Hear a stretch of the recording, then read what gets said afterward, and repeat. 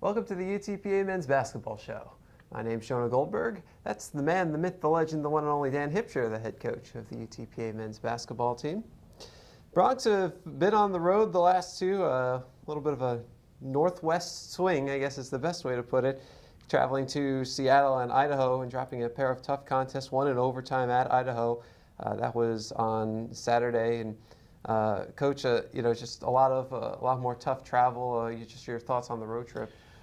Well, the trip to Seattle's not real bad. You connect, Dallas and then get out there. And then, the trip home, though, is the tough one. When you get out to Idaho, it's not bad. It's a quick trip from Seattle to Idaho. But returning, we left at 9 a.m. and got home at 11:40 at night. So, you're losing a couple hours.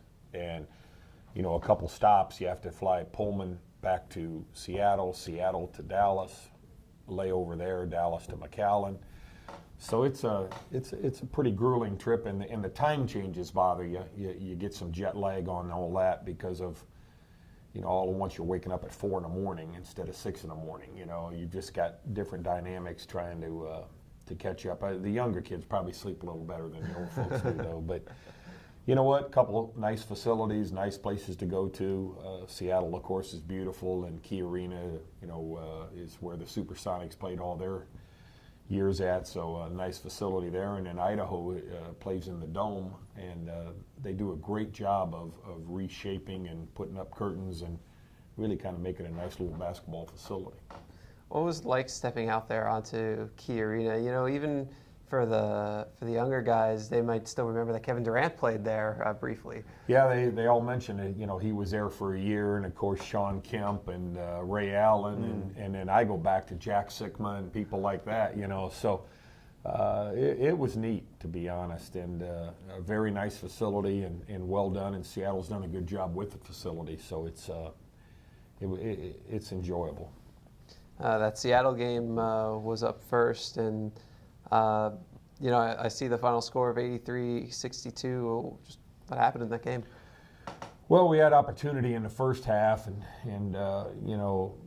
had the ball and an opportunity to score at the end of the half, and just kind of lost our mind. Didn't get a very good shot up. Could have cut it to 8 or 7, which we've normally been fairly efficient at the end of halves and getting up shots, but didn't do a good job with that. And then, both games, they have physically manhandled us.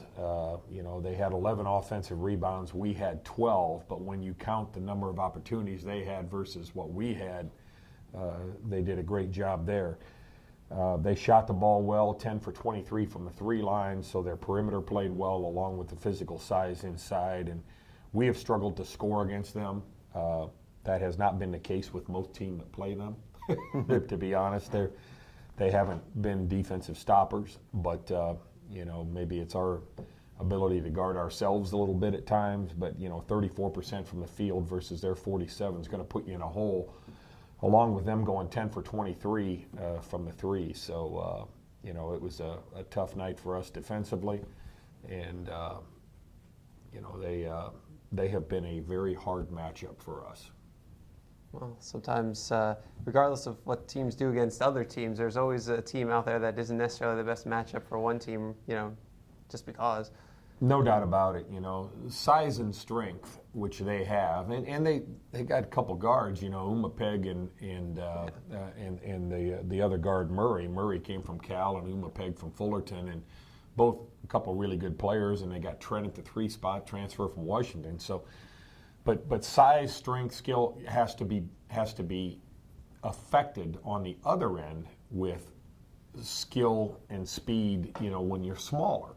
So that's one of our issues is we're small and we're not highly skilled from the perimeter. We're not a very good 3, so it's hard for us to stretch out size. So the Seattles of the world, and even Idaho to some extent, that have a 6'9", 6'10" guy, they just stand them in the lane.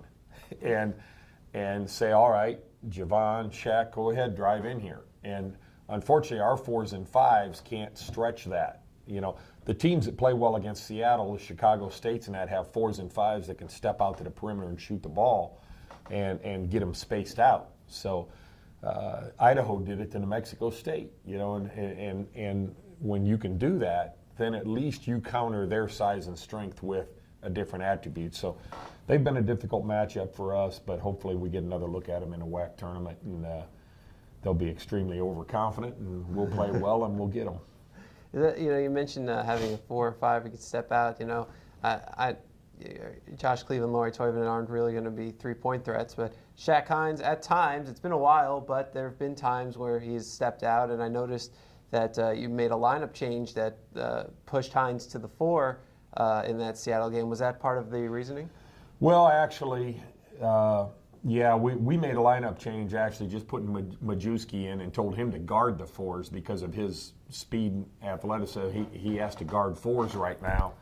And offensively, with motion offense, you kind of can go anywhere on the floor and do what you do.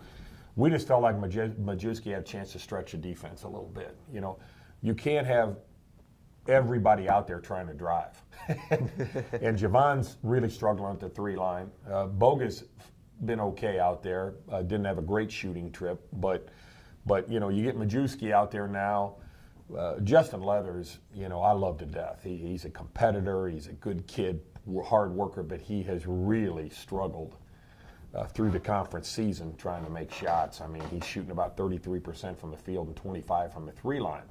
So his ability to stretch things hasn't been real good. And when you factor in he struggled at the 3 line and he made 3 threes, I think, at New Mexico State.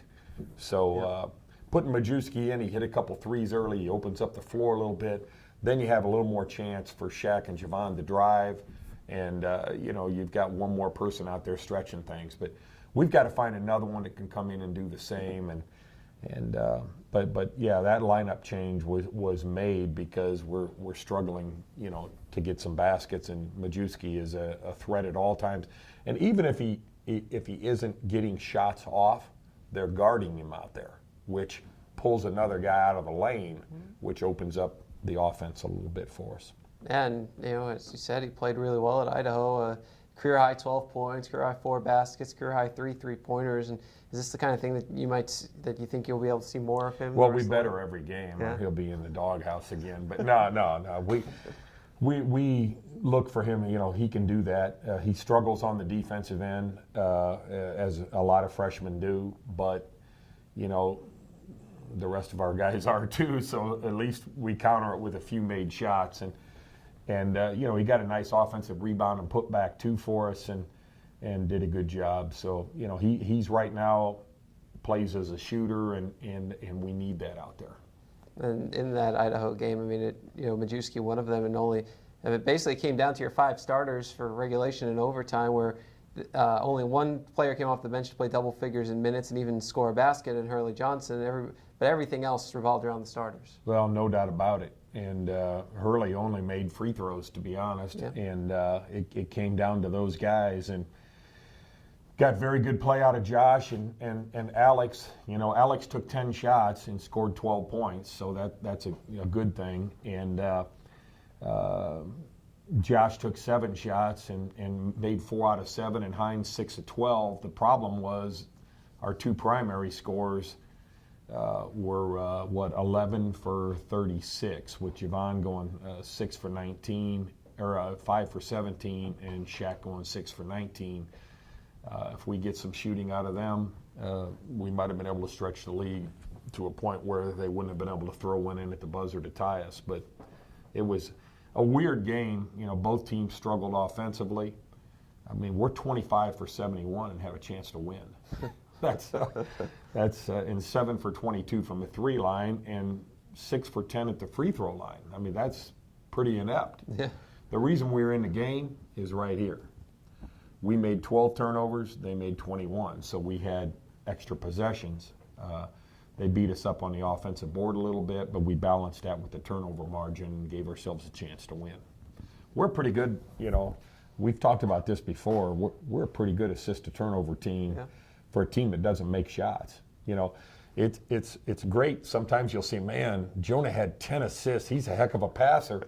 Well, what he did was throw it to a guy on the wing, and the guy went bang and made 5 threes. That doesn't take any great creative skill. Our assists are a little more creative in the fact that we seldom are just pass and shoot. We've got to get a guy that gets in there, kicks it, drives it, drops it off. So we don't get a lot of easy assists, but it's good to see us be a positive assist to turnover team, because we're not a great rebounding team, we're not a great shooting team, but at least we're not throwing it away and giving up transition points that way. But we did struggle in the Idaho game with transition defense, and a lot of that is our guards are driving to the basket so much that our floor balance struggles. Our bigs have got to do a better job running back and matched up also. And I guess with that positive assist to turnover ratio, I mean, it's a big reason why. You're in every game. I don't care what your record is. I mean, the Seattle game may be a little outlier there, but with the exception of just a couple of games this year, you're in every single game. Well, let's be honest. The Seattle game twice has been the anomaly in that mess. Yeah. Other than that, and me getting a little upset in the Utah Valley game, which opened that game up. Other than that, there's opportunity to win all of them, and we've got to keep growing from that and continue to improve. Our offensive numbers aren't great, but you're right. We've had opportunity, and right now Javon is really struggling from the field, and a lot of that is a self-inflicted pressure to play better and better all the time. And I tell him, just relax, do what you do well, but he's trying to make plays and putting himself in situations where he's not being real successful right now. But, if I can just get him going and give us another threat out there. Boga's been consistently pretty good. He just didn't make a lot of shots against Idaho. So the opportunity's there. We've got teams coming in this week we've beaten before, but we've actually had a chance to play, as we've talked about, better on the road sometimes than we have at home. So we've got to get that turned around this week. Yeah, because now that most of your remaining games are at home, you have 4 out of the last 6 at home. Right, and so hopefully we'll get it going and start to believe in ourselves a little bit at home too. But we've got to find a way to take care of business. It's homecoming week. We want to play well for these people, and a lot of that, I think, is the kids do want to play well at home, and they're prideful kids. And we had a real nice thing happen on the road in Seattle, Jonah. I got an email Thursday afternoon before the game from a lady whose son plays college football, and I think he plays at UW there. Well, she was in town visiting, and she was in the lobby, and she got to talk to some of our players, and she wrote a letter commending our team and the kids and the type of kids we had on the team, and wishing us good luck that night, because it's great to see kids act that way and do the right things with no prodding. And it's nice for a coach to get that. I don't know which kid she was talking to, but it makes me proud, and some, I guess I don't want to know, because then I think all of them were doing the right things. But we have a great group of kids, and do we want to play better? Do we want to win more? Yes, and we're going to get there someday. But this team represents the university and its alumni base and its city well as people, and that's good to know. I mean, there are times that's all you can ask for. I mean, that's what you want out of an athletic team. I mean, that's what they're out there doing. That's why you wear UTPA or Bronx on the jersey. No doubt about it. And hopefully they're playing for the right reasons and doing the right things. And you want to win too. But you definitely don't want to do it, and just win and do things the wrong way. Back to that Idaho game quickly. You mentioned Javon. Obviously not the best shooting day. He ended up with 11, and I see us broadcast types. We can say, well, we know he's going to get better, because that's what we, as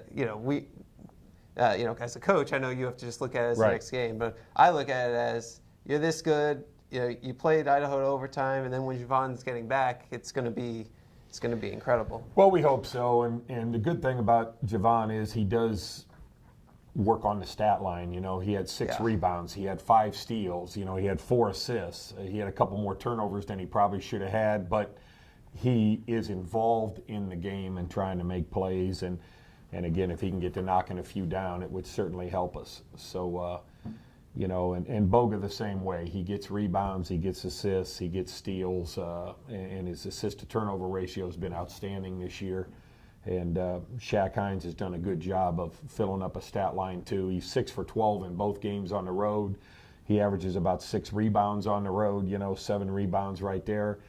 You know, 5 turnovers, though, I wasn't very happy with. And you know, he understands he can't continue to do that. But, you know, those kids, again, on the road, Idaho had just beaten New Mexico State. So, you know, and we had them beat, and they threw a 3 in to tie us. We made a defensive error in transition. Hindsight tells me I should have called timeout, but I'm not a timeout guy. I usually have my team prepared for late game situations, but we just made a mistake and allowed a guy to knock one in. Now, was it contested? Yes. Was it about 3 feet outside the 3 line? Yes. So maybe you don't stop that anyways, but you know, he hit it. So he shot 2 air balls before that, but he made that one. Well, I mean, you know, hindsight's 20/20, but I mean, even if you call the timeout, there's no guarantee it stops anything from happening. No, I know, you know that, but it's always you think opposite when it does happen. Well, now you get to come home and you get Chicago State first on Thursday. And, you know, these two teams that you're playing, they're both in the middle of the pack. They both have some big wins this year, but they're both teams that you blew out the first 2 times. Yeah, we played very well both games. We attacked their zone defense as well. We attacked their man defense as well. And then we defended and played well, too. You know, hopefully that was us. And that was them. Hopefully it wasn't that they were on a really bad night for themselves, you know. So we've got to measure all that, and each game in and of itself is a separate entity. And but hopefully, you know, we can play the same way and be as effective as we were on the first 2 trips, because we played well in both games. And you know, I think UMKC was easily our best offensive night. We shot 58% from the field that night.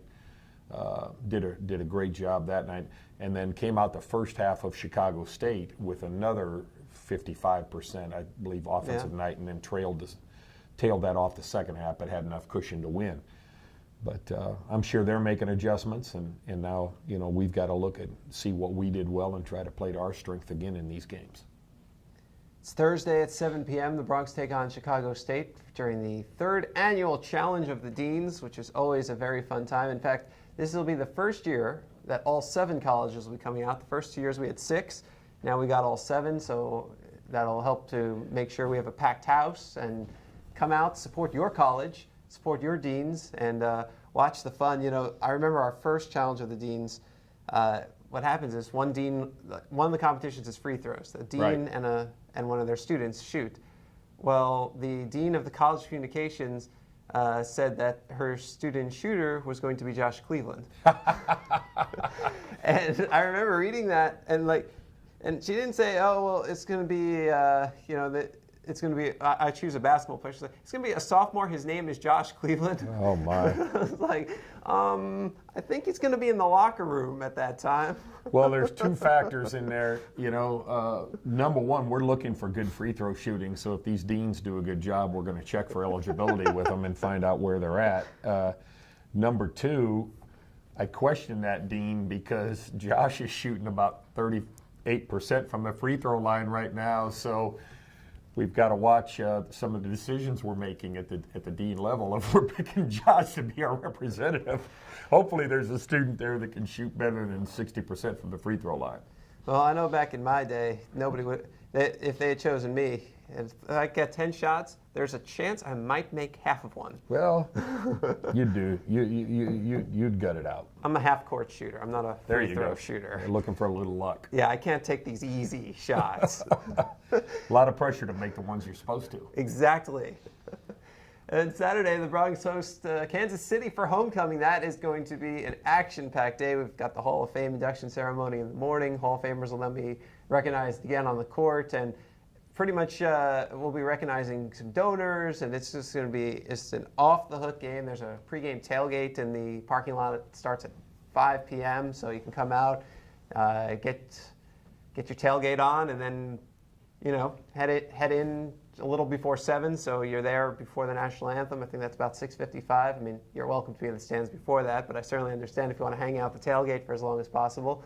It should be another fun game, another great atmosphere. Homecoming is always huge here at UTPA, so I think we're going to have a really fun week in store. Well, we're excited about all that. We're excited about the Hall of Fame people. I plan on getting to the get-together Friday night and maybe stopping by the luncheon on Saturday and meeting those people. And it's an exciting week, and hopefully our kids see it and inspired and play well. Well, for tickets and more information, you can visit utpabronx.com. If you're in the Valley, we will see you here at the games. Doors open at 6 both days for the 7 o'clock Thursday and Saturday games. If you're not in the Valley, hey, we understand. 956sports.com, we have you covered. Pre-game coverage begins at 6:45 for each game. He's Dan Hipsher. He's the head coach of the UTPA men's basketball team. My name's Jonah Goldberg. We'll be back with you next week right here at 956sports.com.